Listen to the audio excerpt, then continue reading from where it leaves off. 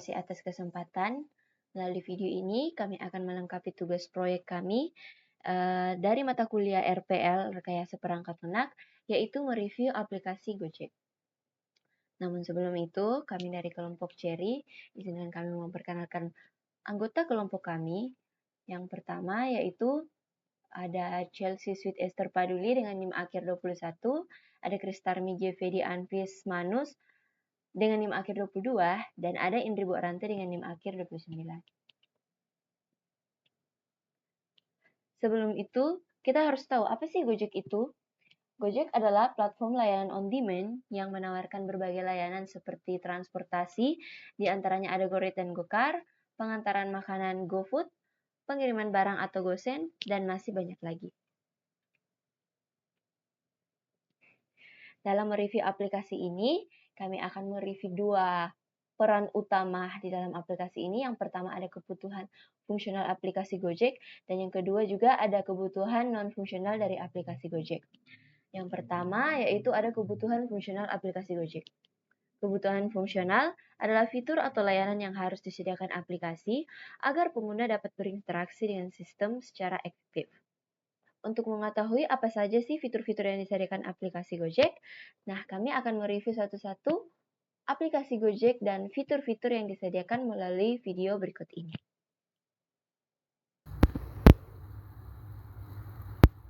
Baiklah, seperti yang dilihat pada halaman pertama, di mana jika kita ingin login, di sini ada pilihan yang disediakan oleh Gojek, yaitu ada masuk jika kamu sudah mempunyai akun, dan juga belum ada akun jika belum mempunyai akun. Nah, di sini karena saya sudah memiliki akun, jadi saya akan mencoba untuk memasukkan akun saya. Nah, di sini untuk masuk ke akun kita perlu memasukkan nomor telepon yang sudah terdaftar.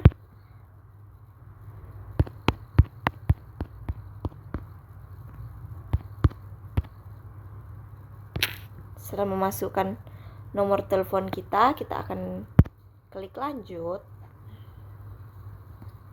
Dan selanjutnya yaitu kita akan memverifikasi PIN kita yang sebelumnya sudah saya masukkan.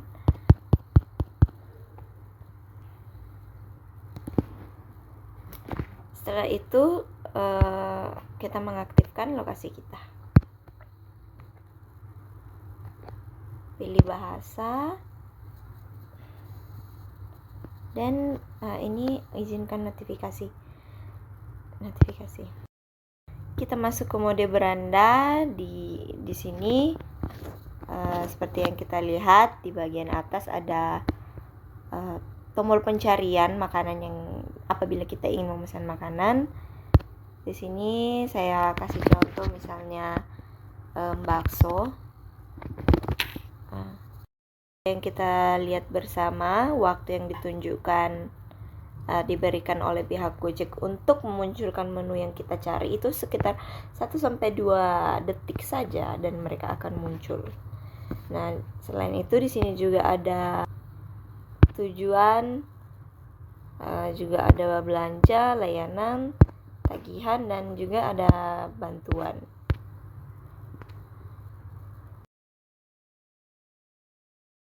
Kita masuk ke pilihan beranda selanjutnya. Di bagian pojok kanan atas terdapat sebuah item. Jika kita tekan, itu merupakan profil kita. Di sini kita bisa melihat nama akun kita, ada juga email dan juga nomor yang terdaftar. Di sini juga kita bisa melihat aktivitas, Gojek Plus, promo, metode pembayaran, dan sebagainya. Kemudian di bagian tengah ini itu merupakan aplikasi GoPay, di mana GoPay ini merupakan sebuah e-wallet yang kita gunakan untuk melakukan transaksi di aplikasi Gojek. Juga di sini ada GoRide, ada GoCar, ada GoFood, ada GoSend, GoMart, GoTagihan, dan juga GoTransit. Juga ada beberapa fitur yang lain, yaitu ada GoPay Pinjam, Go Dine In, Go Shop, GoPay Pinjam, GoPay Letter, dan lain sebagainya. Kemudian kita scroll ke bawah.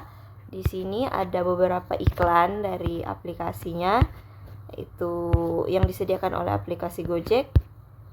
Ada beberapa di sini, contohnya ada GoFood Promo dan juga ada GoSend, GoCar GoRide dan lain sebagainya. Lanjut scroll ke bawah. Di sini merupakan rekomendasi restoran-restoran yang disediakan oleh Gojek, dan juga ada restoran yang terlaris di Gojek. Selanjutnya jika kita scroll ke bawah juga ada beberapa rekomendasi promo di toko-toko terdekat seperti Alfamart, Indomaret, dan ada juga aplikasi My Telkomsel, juga ada GoPay Games. Lanjut kita scroll ke bawah, ada beberapa iklan lagi, ada beberapa promo, dan ya. Di bagian bawah sini ada beberapa tombol di mana ada promo, aktivitas, dan chat. Pada bagian promo di sini akan ditampilkan voucher yang kita miliki atau paket. Di sini saya mempunyai 11 paket yang ada. Dan voucher ini bisa digunakan.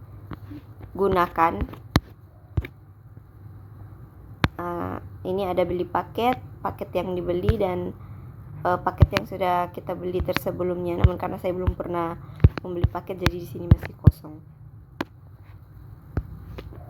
Selanjutnya seperti pada halaman beranda tadi, ini merupakan restoran yang direkomendasikan yang sedang promo dari aplikasi Gojek. Kemudian di sini ada aktivitas, seperti yang dilihat aktivitas ini merupakan riwayat transaksi yang kita lakukan di Gojek.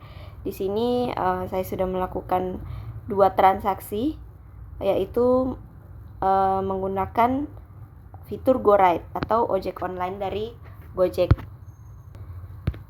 Di sini juga ada chat, merupakan fitur yang disediakan oleh GoPay. Jika kita sedang melakukan perjalanan seperti GoRide dan GoCar, kita bisa berinteraksi, kita bisa berkomunikasi dengan supirnya dengan fitur chat ini. Oke, baik, selanjutnya kita masuk ke mode pemesanan GoRide atau GoCar. Dari brand di sini bisa dilihat, di sini ada fitur GoRide dan GoCar. Misalnya kita memencet tombol yang GoRide terlebih dahulu. Nah, yang akan muncul adalah seperti ini. Di sini pengguna diminta untuk menentukan lokasi untuk tujuan. Di sini ada fitur untuk menyimpan lokasi. Misalnya di sini saya menyimpan alamat rumah saya supaya lebih cepat diakses. Kemudian di bagian bawah sini ada riwayat perjalanan terakhir pengguna kemana saja. Nah, misalkan di sini pengguna ingin ke Mega Mall seperti itu. Nah, di sini bisa kita lihat pengguna bisa langsung memencet bagian ini untuk menuju ke Mega Mall. Tetapi jika misalnya tujuan yang dituju itu tidak ada di pencarian sini, maka pengguna bisa menggunakan fitur select via map untuk menentukan titik tujuannya. Dan juga fitur ini juga lebih akurat karena ada beberapa titik yang tidak dijangkau oleh searching tadi, bisa dijangkau oleh fitur ini. Misalkan seperti ini. Nah, selanjutnya aplikasi akan meminta pengguna untuk menentukan titik jemput. Di sini ada beberapa titik terdekat dari titik kita.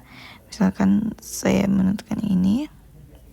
Nah, selanjutnya akan muncul seperti ini, yaitu tampilan untuk pemesanannya. Apakah pengguna ingin menggunakan GoCar atau GoRide atau GoRide Nego dan lain-lain. Di sebelah sini ada tampilan harga. Misalkan saya memilih yang ini.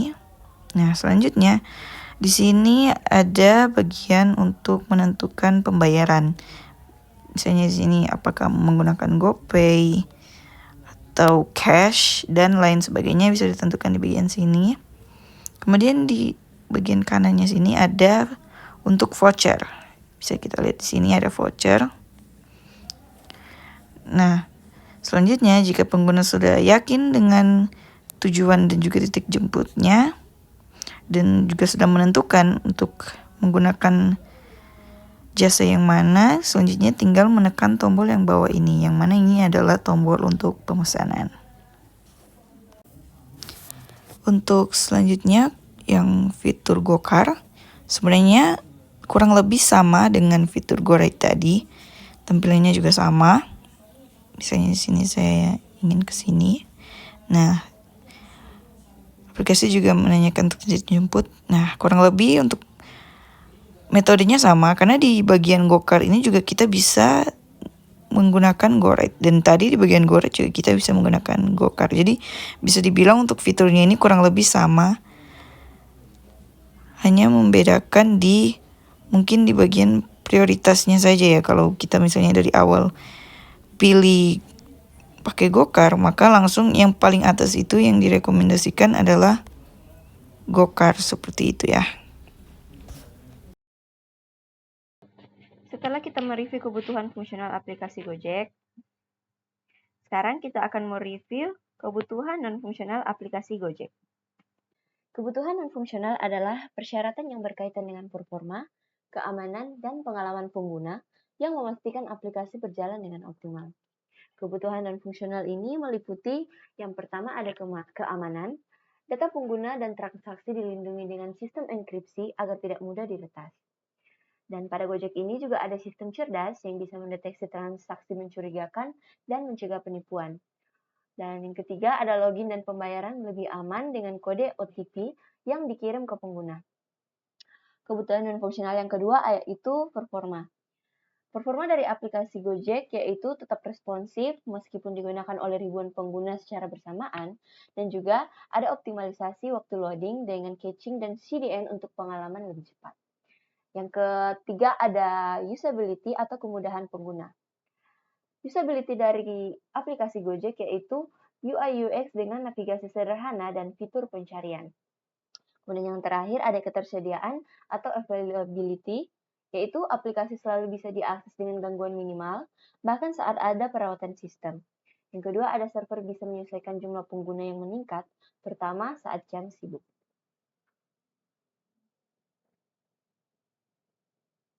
Kemudian di sini ada saran untuk pengembangan aplikasi Gojek, baik dari kebutuhan fungsional dan juga non-fungsional.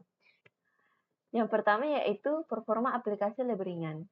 Gojek perlu mengoptimalkan aplikasi agar tetap lancar di semua perangkat, termasuk yang berspesifikasi rendah.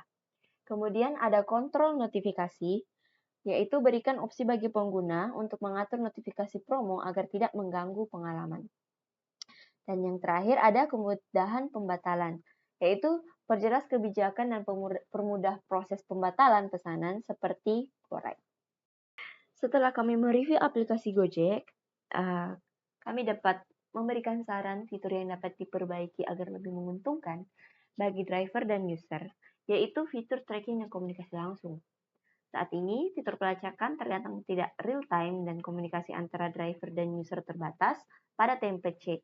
Dengan meningkatkan fitur ini, misalnya menambahkan live tracking yang lebih akurat dengan estimasi waktu tempuh yang dinamis, menyediakan fitur chat bebas, open chat, dengan driver untuk klarifikasi lokasi atau permintaan khusus seperti titik jemput yang lebih mudah, dan integrasi notifikasi otomatis seperti driver mendekat atau driver menunggu di lokasi. Adapun manfaat peningkatan fitur ini yaitu untuk bagi driver memudahkan koordinasi sehingga meminimalisir kesalahan lokasi penjemputan atau pengantaran, dan bagi user memberikan rasa aman dan kepastian dengan update status yang jelas dan komunikasi yang fleksibel. Demikianlah tugas proyek dari kelompok Cherry. Untuk kesalahan kata mohon dimaafkan dan terima kasih.